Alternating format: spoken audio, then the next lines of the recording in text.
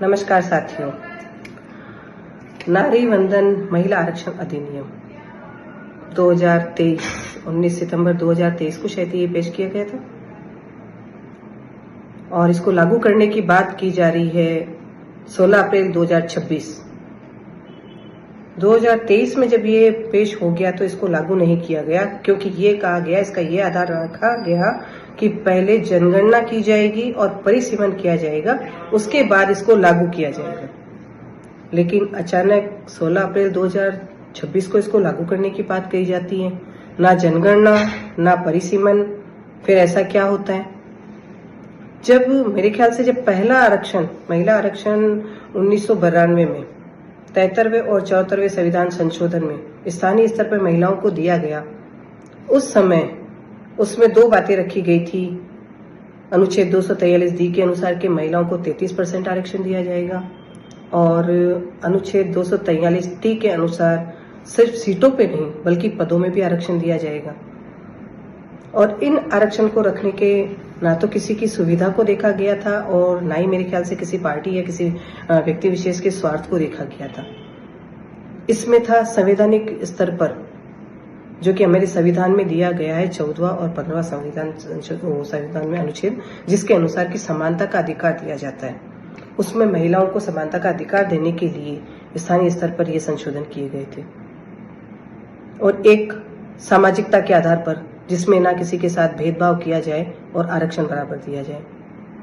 लेकिन वर्तमान में जो ये नारी के नाम पे या महिला आरक्षण के नाम पे जो ये हंगामा ये लोग कर रहे हैं और अब ये कहते हैं कि इसका निंदनीय, क्योंकि इसको कांग्रेस पार्टी ने और इसके साथी दलों ने इसको लागू नहीं होने दिया, तो इसका हम विरोध करेंगे, हम इसकी निंदा करते हैं।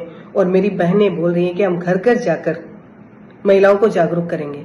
तो मैं उन महिला बहनों से ये कहना चाहती हूँ कि आप जब घर घर जाकर उन महिला बहनों को जागरूक करें तो ये जरूर बताएं कि महिलाओं को सबसे पहले आरक्षण देने वाली पार्टी कोई और नहीं, कांग्रेस पार्टी ही थी, जिसकी वजह से आज 30 वर्षों में कम से कम 1 करोड़ के आसपास महिलाएं कोई सरपंच बनी है, कोई पार्षद बनी है, कोई मेयर बनी है, कोई जिला प्रमुख बनी है। लेकिन जब बात आती है विधानसभा और लोकसभा में आरक्षण की, तो हम महिलाओं को ही बांट दिया जाता है। और इसका कारण क्या है? सिर्फ अपना स्वार्थ।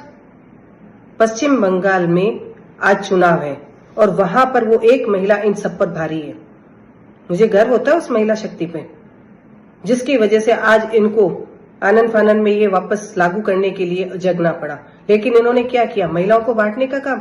सिर्फ और सिर्फ SC/ST महिलाओं को आरक्षण देने की बात ये करते हैं, वो OBC को छोड़ते हैं कि नहीं, OBC को हम अभी आरक्षण नहीं देंगे। तो मैं उन महिला बहनों को भी ये कहना चाहूंगी कि ये आरक्षण सिर्फ एक छलावा है, क्योंकि वहां पर इनको पता है कि SC की 33% और ST के 5 से 7% वोट है। कुल मिला के 28 से 30% तक वोट होते हैं और इनको सिर्फ वोटों से मतलब है, इनको सिर्फ अपने स्वार्थ से मतलब है, इनको किसी महिला के उत्थान से या उनके सशक्तिकरण से मतलब नहीं है, जिसके आधार पर सिर्फ ये चाहते हैं। अगर ये सच में अगर आरक्षण देना चाहते हैं तो सभी को आरक्षण देते, और ये सिर्फ चुनाव के टाइम नहीं, वापस आप परिसीमन करवाइए, आप जनगणना करवाइए और फिर आरक्षण दीजिए। और आप कहते हैं कि कांग्रेस पार्टी इसका विरोध करती है, तो एक बात आपको बता दूं कि वो कांग्रेस पार्टी ही है जिसने अपनी पार्टी में सबसे पहले एक महिला को अध्यक्ष होने का हक दिया। वो कांग्रेस पार्टी ही है जिसने सबसे पहले एक महिला राष्ट्रपति देश को दी। वो कांग्रेस पार्टी ही है जिसने सबसे पहले मुख्यमंत्री एक देश को महिला दी। वो कांग्रेस पार्टी ही है जिसने एक लोकसभा स्पीकर सबसे पहले महिला दी। और आज 30 वर्षों में 1 करोड़ से ज्यादा जो पद महिलाओं को मिले हैं, वो पूरी दुनिया में एक गर्व की बात है कि भारत ऐसा देश है जिसमें महिलाओं को आरक्षण दिया गया और उसके आधार पर 1 करोड़ से ज्यादा महिलाएं पदों पर आसीन हुई। और ये जिस राजनीतिक पृष्ठभूमि से आते हैं, उसमें महिलाओं को आज तक इन्होंने ना तो कोई पद दिया है, ना ही कोई मान सम्मान दिया है। और ये महिला सशक्तिकरण की बात करते हैं, तो सोच समझकर अच्छे से अपना और अपने बच्चों के भविष्य को तय करके ध्यान से इस आरक्षण की तरफ जाएं और हम सबका साथ दें। जय हिंद, जय भारत।